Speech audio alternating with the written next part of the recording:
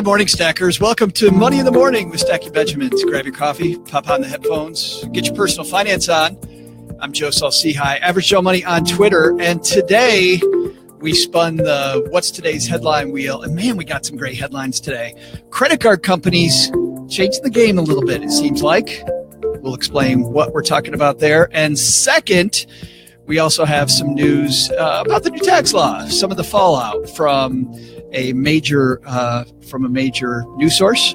So we'll have all that and more this morning.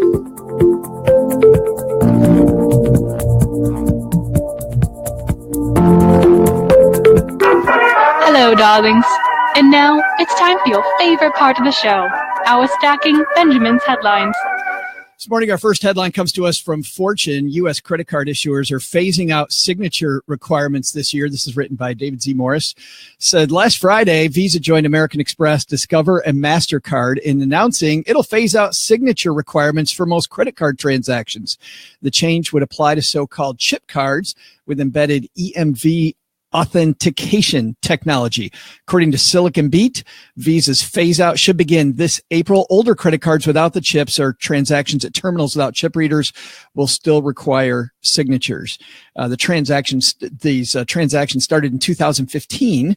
Seems that now we're finally getting to the point where they're not allowing signatures. So what does this mean? This whole idea of credit card issuers not needing you to sign? Well, if you think through it, number one, they want to reduce fraud.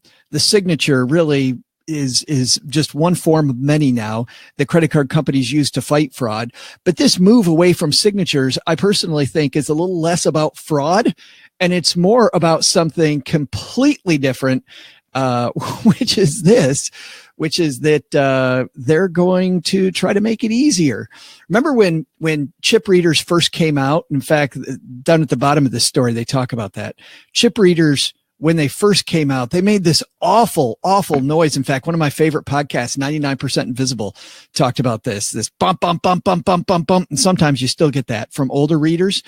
But the newer readers, they're changing that noise because it bothered people and made them not want to shop. People didn't want to go through the process. And the one thing that credit card companies really want, they want it to be easy. They want it to be quick. They want it to be seamless. Why? So you pull the credit card out more often, right?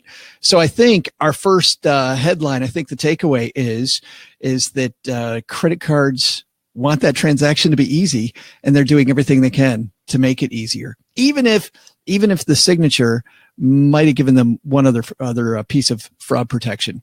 So that's our first headline. Before we get to the second one, just got to tell you that Money in the Morning is brought to you by Stacky Benjamin's Courses. If you're somebody who wants to learn from people like you instead of that nerd that fixes your computer, somebody's making fun of me about that. If you're a nerd that fixes somebody's computer, I think you're great, but I hate it when people talk over my head and talk down to me about my computer. I'm like, just please make it work. Please, please. And that's the attitude we have on our Stacky Benjamin's courses. My favorite course is about finding Benjamins. It's about finding more money in your wallet. And back when I was a financial planner, I put this sheet together that was every single way that you could find nickels, dimes, dollars, Benjamins. You'll find that under the Millionaire Mindset course, which is learn.stackingbenjamins.com, learn.stackingbenjamins.com. All right, let's see what's going on in our Facebook group. People following us live as we tape a Money in the Morning today. Justin, yes, I love getting notifications on Facebook, but it's even better when it's live Stacky Benjamin. Sadly, Justin, not live Big Show. We're not doing that yet. OG is very camera shy. So you're just getting your little Money in the Morning fix. And Pearson, good morning, Pearson. Pearson says, love the podcast. Thank you very much. All right, let's move on to our second headline, which is 3 ways tax reform will hit home values. This came to us from CNN Money, written by Catherine Vassell. And it says the recent surge in home values could slow thanks to the freshly passed tax overhaul, sweeping tax legislation signed into law by President Trump at the end of 2017.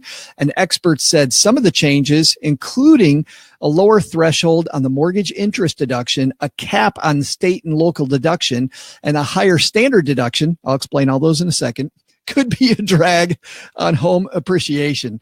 This is a quote from Jonathan Miller, president of real estate appraisal firm Miller Samuel, says, quote, in a way, the federal government's extracting itself from its encouragement of home ownership.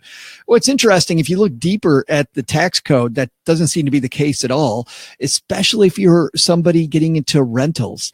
If you're getting into rentals, I think that there's lots of new things here that are happening. So, but primary home ownership, totally agree. Here's what happened. Home equity line of credit, home equity loans, bye-bye, no longer tax deductible. Also, the standard deduction has gone up, has doubled. Now, the bad news there doesn't mean that people are getting double the money back on their tax, a refund or anything like that. They've doubled the standard deduction, but personal exemptions have also gone bye-bye. So no more personal exemptions. Hello, double standard deduction.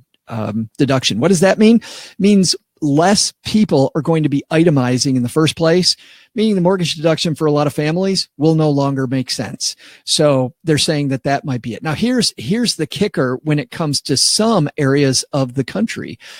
Places where state and local taxes are very high, there's now a cap on the amount of a federal deduction you can take, only up to 10%. So places in the Northeast, California, this piece says we're going to see real estate slowdowns. In fact, the big firm Moody's Analytics says that home prices nationwide are expected to be about 4% lower over the next 18 months compared to where they would have been absent of any tax changes. It says, but that 4% decrease will be unevenly distributed. Homeowners in high-tax states, I love it when they say what I just said, homeowners in high-tax states and expensive housing markets could face the brunt of the impact thanks to the scaled-back deductions on mortgage interest and property taxes. What does this mean? Well, number one, it means that we need to pay attention to this new tax law change. Really need to pay attention because it's going to change the game for you a lot. Quite possibly, no matter where you're at in life, because there's some changes to, as an example, people making IRA moves. That's changing. Also, whether you own property, if you're thinking about getting into real estate investing, the game has changed. So we're going to have more of that in the weeks to come. But for now, I think the big takeaway has nothing to do with the tax law. It's this. It's why would I make a real estate decision today based on something that is a tax law change just today? Like I understand the tax implications. This might have long-term implications, but we don't know that. And also what we also know is that real estate decisions should be long-term. The cost of buying a house is so high. Like the first thing I think I would do is look at the area where I want to live. Number one, schools, community, job, and then see how I can do that as affordably as possible. I don't think I'm moving out of California or I'm moving out of the Northeast because, damn it, I can't get the tax cut I used to be able to get. I don't think I'm making my move that way. So start off with the goal and then work backwards. And on these long-term things like real estate, the stock market, we always want to keep that long-term thought. Don't think short-term and obvious. I think this piece is fairly short-term and obvious. These are the obvious short-term things that are going to happen. Let's think long-term. Let's think not so obvious, guys. So that's it for today. Thanks for listening to Money in the Morning. And for those of you on Facebook, thanks for hanging out with us live here as I record an episode. So thanks a lot. We'll see you next time back here on Money in the Morning.